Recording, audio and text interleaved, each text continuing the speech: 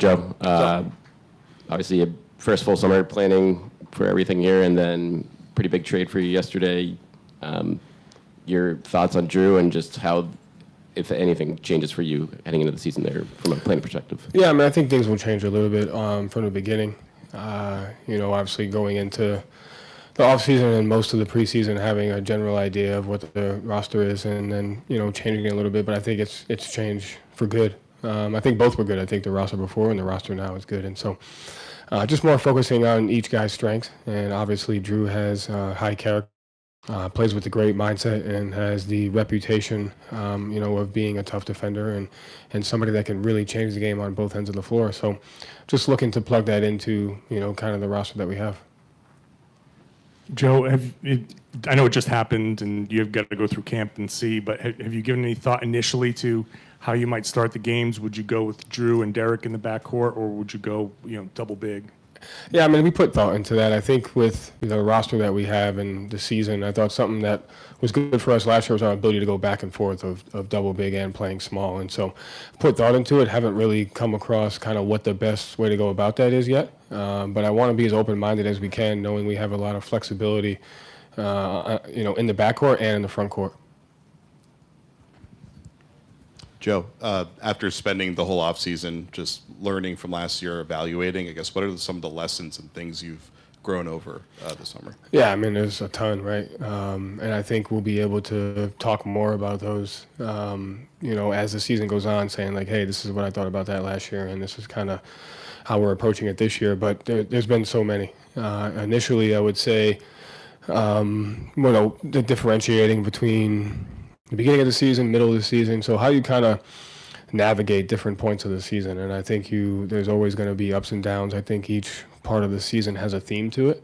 And just going back and say, okay, here's why we were this the first 20 games of the year. Here's why we were this at the middle of the season. What were we like post All-Star break? What were we like the last 20 games of the season? What were we like heading into the postseason? How do we handle each round of the postseason? And so just really trying to develop a mindset and a perspective throughout each journey of our season, knowing that we have to, get better every single day, and just kind of go your way and when they don't go your way. So just really excited to have the data available from last year, and then being able to pull and apply that when necessary, and then at the same time being able to just reinvent and express myself as a coach, and then allow a space for our team to express who they are, and then create a shared identity, create shared ownership, and a shared vision for where we want to be towards the end of the year. Joe in the middle, 3 rows back. Obviously, as Brad said, anytime you can add a player like Jrue Holiday, you go and do it. What was your reaction when the news broke that you guys landed Jrue, especially with the team that was built up in Milwaukee that for sure you guys will likely see in the playoffs?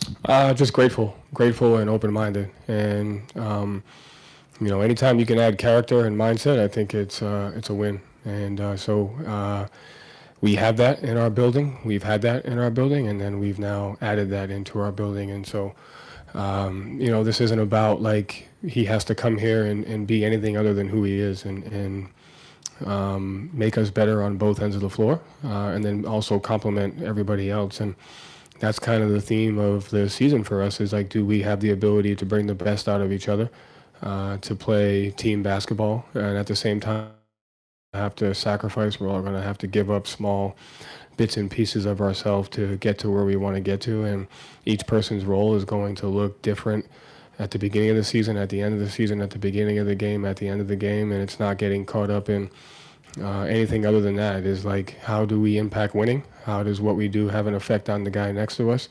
And, can we create that shared ownership for a long period of time?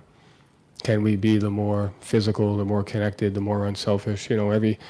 Every media day, every team starts out saying the same thing. Every coach is saying the same thing. Everybody's excited. Everyone feels like they got a chance, blah, blah, blah. And can you maintain that through the ebbs and flows and the variables that you come across during an NBA season? Joe, with your new assistant coaches, have you kind of divvied out, is somebody going to be handling more offense? Is somebody going to be handling more defense? For lack of a better term, like a defensive coordinator. What are the responsibilities going to be for your assistants? Yeah, that was a really good, first of all, credit and thanks to the staff from last year. I thought under the circumstances, they did the absolute noble, loyal, best job they could at making it a great environment, for us to try to achieve a goal. Happy that they, got the promotions or the situations or the roles that they wanted. One of the most fun things for me was going through the process of developing a staff and, surrounding myself around, people that can complement the players, can complement, who I am as a coach, and can also work together. And so we kind of took this approach of like tribal leadership of, communicating and working in teams of 3s and 4s instead of one-on-one. And what you can see in a lot of staff sometimes is, a head coach might build a relationship with one coach because of the way he thinks, and it could be a like-minded thought. And then you sometimes neglect someone else who's working by themselves, or you'll have 2 or 3 people working together and they're coming up with an idea, but then if it doesn't go their way, then they're kind of affected by it. And so we really wanted to how could we build a shared vision? How could we build communication? How could we build ownership? And so we have like an offensive team, and then within that offensive team, each person has an individual role, and then we have a defensive team, and within that team, each person has an individual role, and the communication that they go through together is super important. And so that by the time we get to a full team meeting, we've already had a group of people argue, go over, talk about their philosophy, do what they want to do, and then it's my job to tell them no. But it's my job to listen to them. And so I think just creating that environment of that tribal leadership, that togetherness, that ownership, it's something that I'm really excited to do. And our staff has done a great job like this offseason. We came into the offseason wanting to build an environment of work ethic, an environment of teaching and developing. And I thought our staff really, our staff and our players really springboarded that environment. Joe, how do you deal with the expectations, the championship expectations, at the same time make the leap from year 1 to year 2? And was there something you picked up or did this summer to kind of relieve some of the pressure, or to change things now that you're the permanent head coach, you're not going in, you have that security? Was there something you did differently?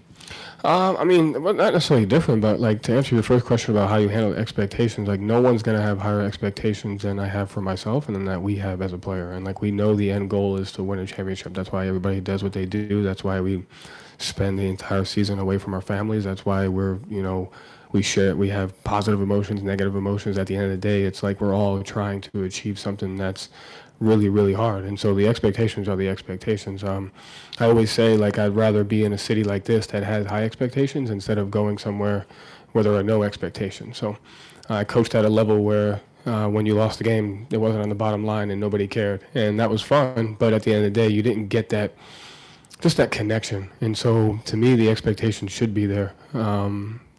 And the second piece of I didn't do anything different as much as for me, I try to grow just as much of the person as I do as a coach. And I think for coaches and players, who you are comes out on the court.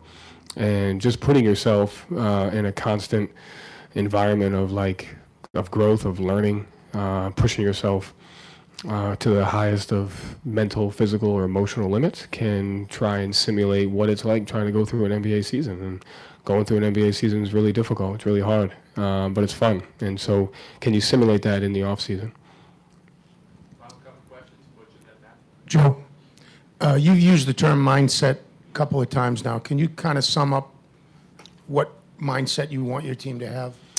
Number one, we just have to be the toughest, most physical, most open-minded team. To me, mindset is all about how you interpret something that's happening and then how you respond to it. And each and every situation gives you an opportunity to act a certain way. And so we have to have a collective approach of toughness, of having that mindset and having the togetherness. All the things that every company in the world is trying to adhere to on a daily basis. But at the end of the day, it's what's our daily approach?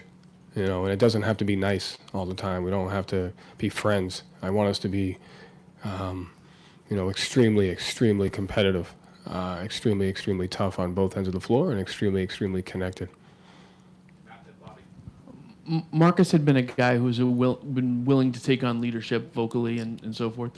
who do you hope kind of fills that role? Who do you kind of envision it? And is Holiday part of that?